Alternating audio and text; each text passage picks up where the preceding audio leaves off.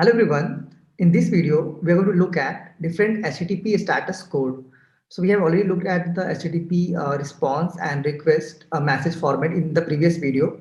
And there we also saw that for each response, there was a status code. So we will look at what are the different status code available in the HTTP protocol. Now there are five classes of response code. First one is informational responses, which are from like 100 to 199. Like typically they are called as 1xx. Then you have successful responses. These are from 200 to 299. We have already seen the 200 in our previous examples. So this is also 2xx. Then you have redirects. So this is from 300 to 399. And this is again called 3xx response codes. Then are the client errors and server errors. So client errors, the status code for client errors are, range from 400 to 499. And this you can again call as 4xx status code. And then there are the server errors that is from 500 to 599. And then you can call this as 5xx. So you have five classes of response code: 1xx, 2xx, 3xx, 4xx, 5xx. And you can see the what each of these mean. And we will explain them like what these actually mean in the next slides. So you will very rarely see this by like 1xxx or informational responses code from the server. Like some of the examples I have here like 100, and I told you for every response code there is a phrase. Like for every status code that the server sends, it will also typically send a phrase with it. So for 100 is the status code here and continue is the phrase here.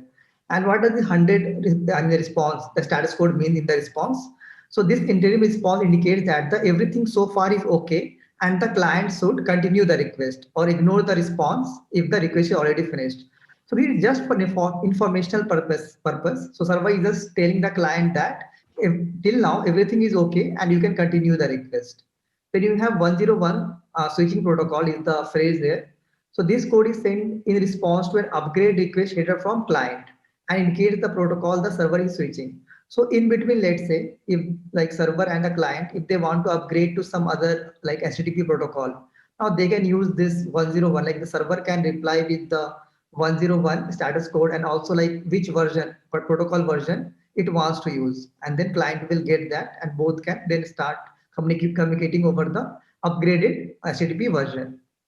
Then you have 102 is also there, like the server, the code indicates that a server has received and is processing the request, but no response is available yet. That means server is still like it is taking some time and is processing the request and everything is fine till now. And till now, no response is available from the server side. So that's what 102 means. And typically you will rarely see this. Now let's look at different class of response, that is successful response, which is from 200 to 299. So we are not going to look at all those status codes. We will look at some of the important ones.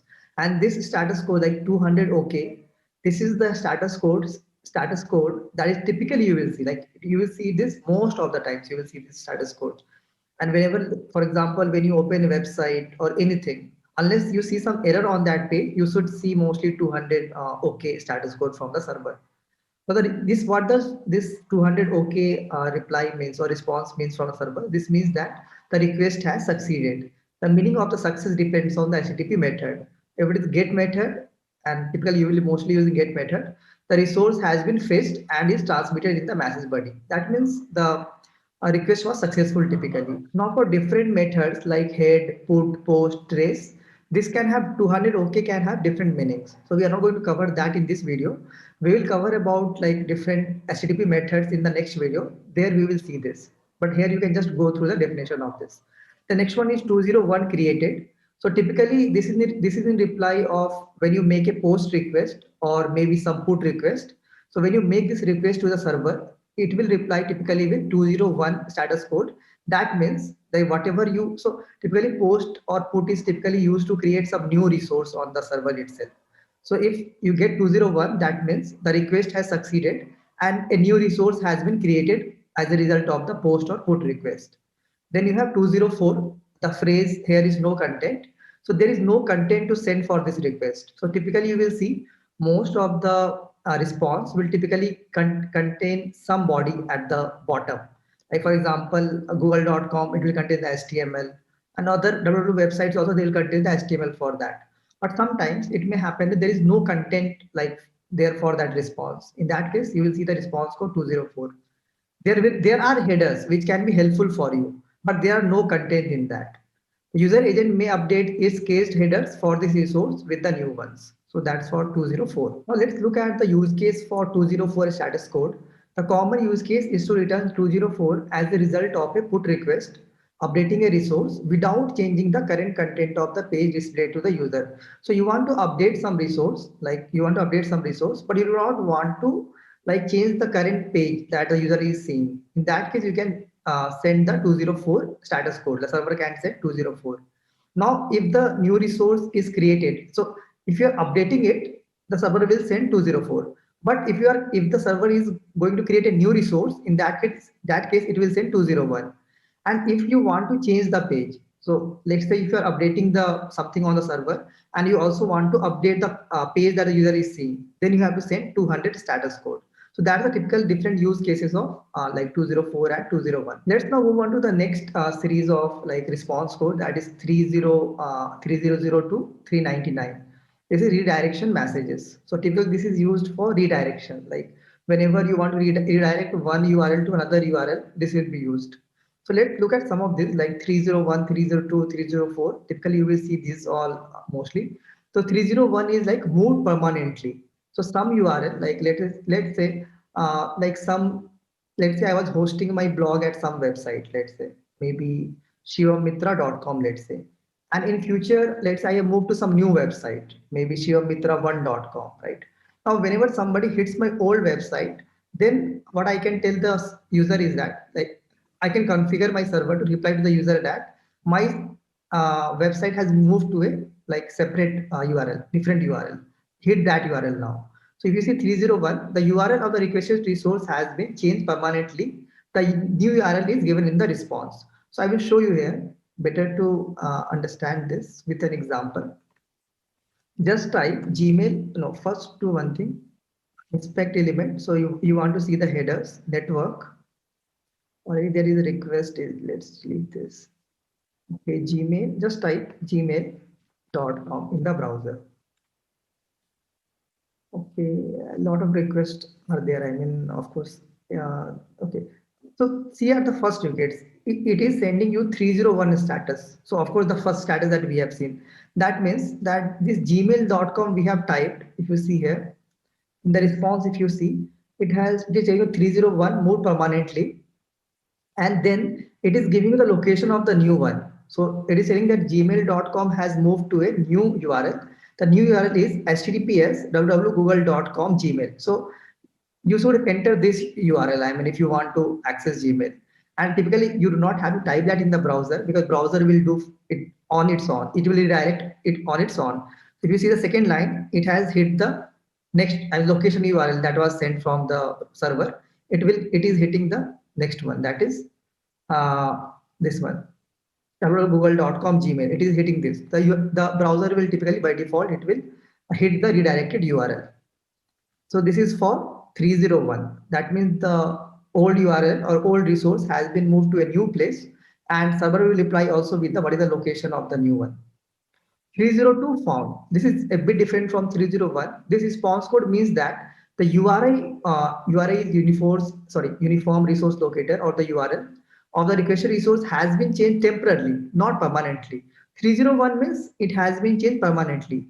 302 means it has not been changed permanently, it's temporary. Further change in the URI might be made in the future. Therefore, this same URI should be used by the client for future request. Now you can also see that in the second line here, you have got the reply 302. So first you got like 301 reply and you got a like a new location. Then the browser hit the new location. Then again, after hitting new location, it got 302. You can see the status code 302 found. And again, you are seeing a new location here.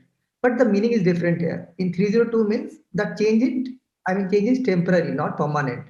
In 302 means 301 means it's permanent. And again, the browser is going to hit the new URL, that is here, it's https mailgoogle.com /mail. So in the third line, it will hit this new URL. And again, it has got 302. So a lot of redirects are here happening here.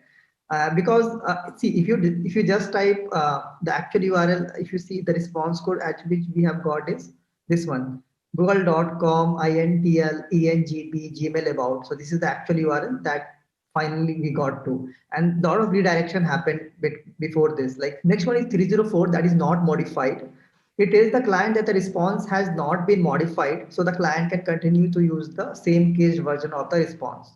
So this typically means, let's say if the client has caged one of the version of the response, right? And typically I will explain about that later on, like how this caching happens. I'll explain that later on. But typically what will happen when it has been cached by the client side, let's say the response has been cached. So for the next time when the browser again sends the request to the server, and if the response has not changed, then why the server should send the response, right? It should be a kind of time wasting, because response is already cached with the client and the response has not changed, then why the server should send it again? It will basically reply with this status code 304 not modified. It simply means that browser, you can just show the caged response to the user.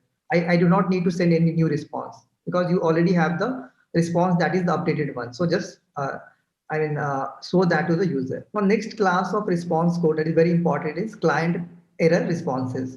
This typically means that the error was from the client side. And then we have also server error responses. Next one, that means the error was from the server side. And in 3xx typically like 30 to 399, the issue was with redirecting. Like there was either the URL has permanently been moved to a new URL, the old one has been moved to new, or the old one has temporarily been moved to a new one, permanently or temporarily, 301, 302. That is very important.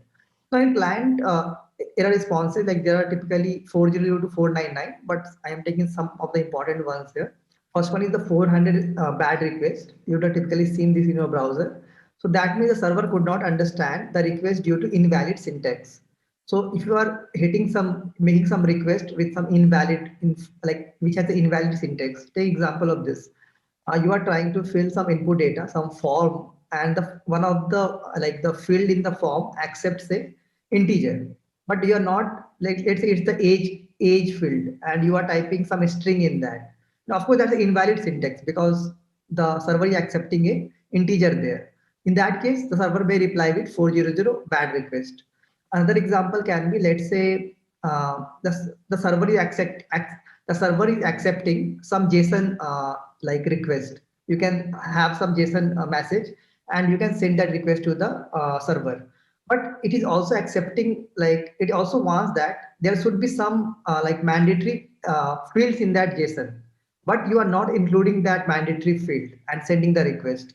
In that case also server may reply with 400 bad request, and this is an issue from the client side, not from the server side. So the next important one is 401 unauthorized, and this also you would have seen a lot of times. So this is typically sent from the server when you are not logged in. Like you want to, let's say you want to access some resource, but you have not logged in. The server will only show you that resource if you log into that. For example, on facebook.com, it may happen that there are some private post only for you. But if you try to open it without logging in, it will show you like 401 unauthorized error because you don't have authorization of it. You have to first log in, then only you can access that. So the next important one is 403 forbidden. This also you would have seen. So if you try to access some resource for which you do not have the access right, you will get this. Now 401 and 403 are different. In 401, of course, first, I mean, you will not have access, but once you log in, you will get the access. That will happen. But in 403, even if you log in, like even if you, like for example, take example of this, like there is one Facebook post that is done by my friend, let's say, and that is private to him. Like he does not want to share that post with any of his friends, let's say. Even if I log into Facebook, I will not be able to access that post because I am not authorized to see that. I do not have access right for that post. But let's say if I do some private message, sorry, if I do some private post of my own from my own account, in that case, if I am not logged in, I will see 401 unauthorized. But once I log in, I will see the post, like the private post I have done. So that is the difference between 401 and 403. So the next one, the next important one here is the 404 not found. The server cannot find the requested resource itself. So server is not able to find that resource that you are requesting. In the browser, this means the URL is not recognized, like you are typing some wrong URL maybe. Now let's look at some examples of 4 zeros, like 4 access status code. Some of them I can show you here. It's not easy for me to show all the status code examples. I will try to show you some of them. Like for this, if you see the status code is of course 200. If you see, it's 200 here. Let me clear this. Now in place of like I am seeing the data for this QQQ. This is the stock kind of short form for some stock. Let's say if I do QQ 4Q. Let's see if this resource exists or not.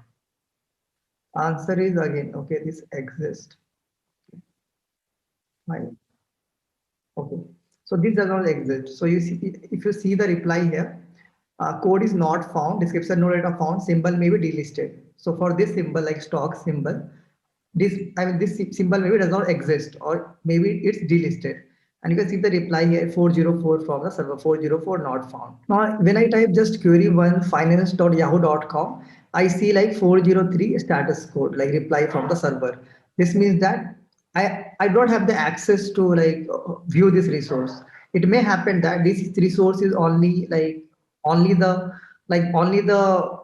employees that are in the Yahoo, they only may have the access to this. Like all the outsiders, like we who are accessing this through browser and all, they will not have any access. And the access of this may only be possible in the Yahoo office itself, maybe. So that's why it is showing you 403. For me, it's showing 403 that I don't have the access to this, and there is no way like I can open this. If it was 401, of course I can maybe log in maybe through Yahoo account or something like any account, and maybe I can see this like what is the resource here, but not in this case in 403. These are some examples where I showed you like 404 and 403 examples. And there are some more in 4xx category like 405 method not allowed it.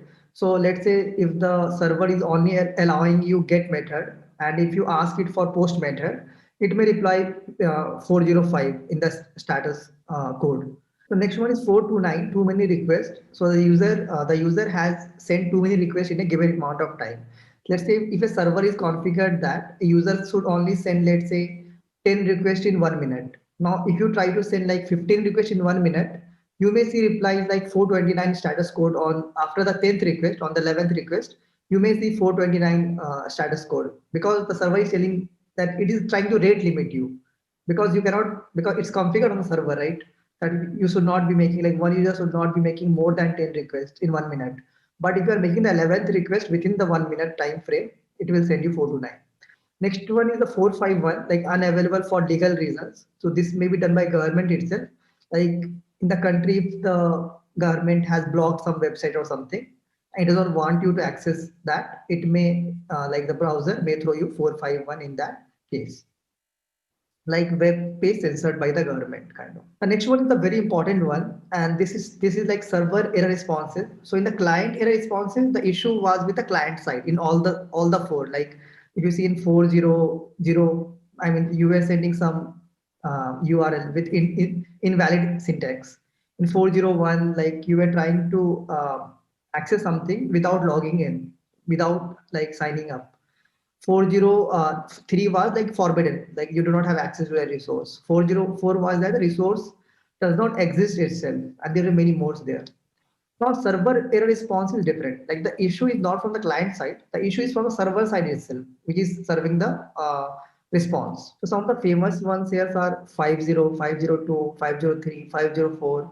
Everybody would have seen a lot of these, like 50, 502, 503. You would have seen this a lot of times when Google went down or when some Twitter goes down. You would have seen these status codes there. That means the issue is from their side, Google side or Twitter side, not from our side. And the first one, let's look at 500, that is internal server error.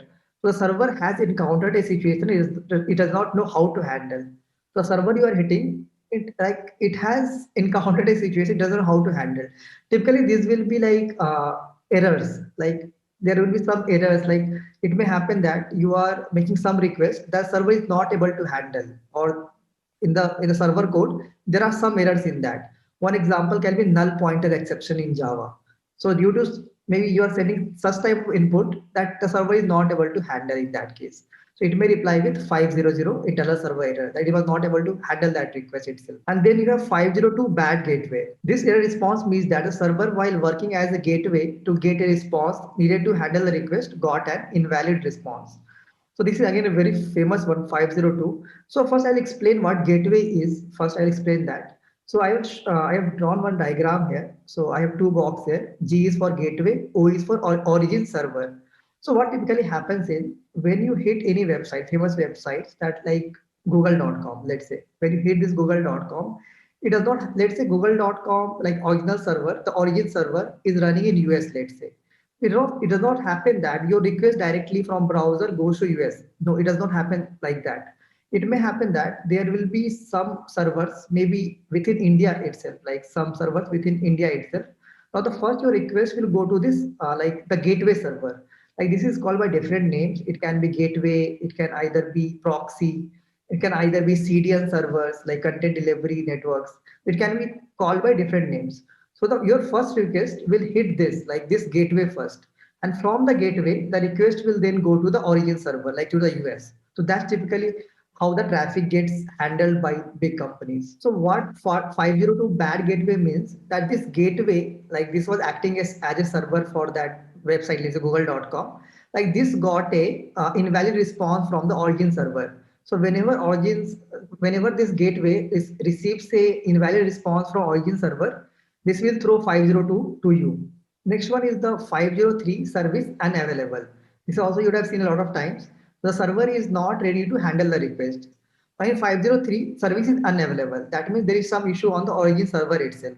Like it is not able to handle the request. Common cause can be either the origin server is down for maintenance or maybe it is overloaded now. Like a lot of requests it is getting, it's overloaded. The next one is the 504 gateway timeout.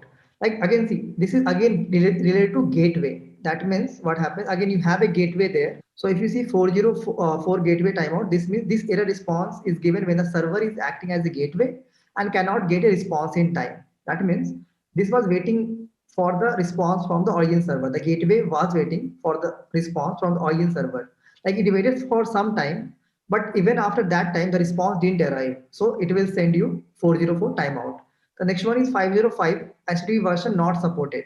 So HTTP version, I mean, let's say if you are making some request with some HTTP version which is not supported by the server, it will send you 505. Let's say if you are sending HTTP 1.